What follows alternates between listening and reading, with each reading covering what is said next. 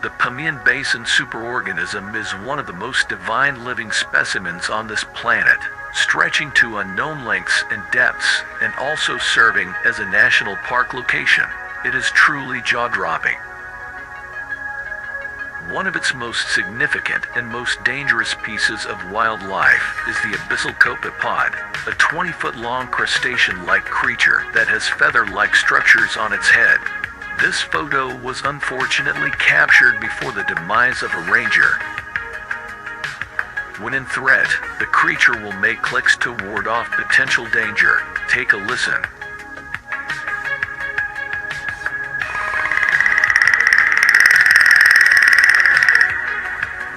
This is a wax model at the Lower Visitor Center, is to give an idea of its size. What this museum also displays is the lesser counterpart.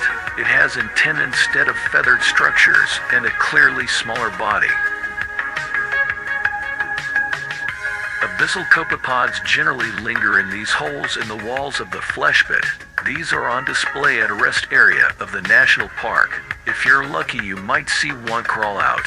This was captured by Darren Buck, a young photographer/ranger at the pit.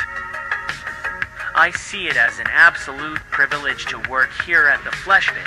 Like, the wildlife and everything, it is just totally thrilling to see. And the superorganism itself, just something else, honestly.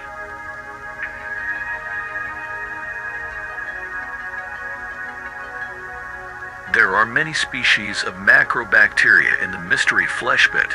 These two examples show the range of them, from the small white ones with long appendages to the larger stone gray ones also known as flesh urchins. Visitors are advised to stay away from these as both copepods and macrobacteria can result in fatal outcomes. The flesh urchins are common at the location Innocents End. This was also the death place of Ranger Bill Reed. Rest in peace, Bill. You will always be in our hearts.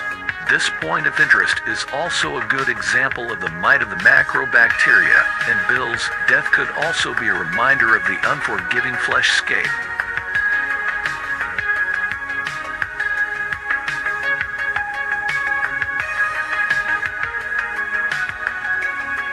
Fungal growths are pretty common in the bronchial areas of the pit, the areas which are usually ranger outposts.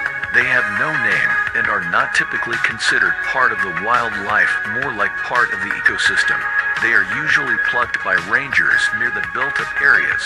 This is because they have toxic spores and can harm visitors. They also have a bioluminescent appearance. Despite not being part of the wildlife, they are an amalgamation.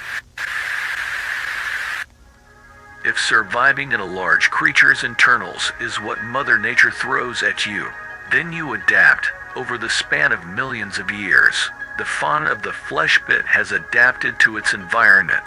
It tells us humans that animals can find a way to survive in almost any environment.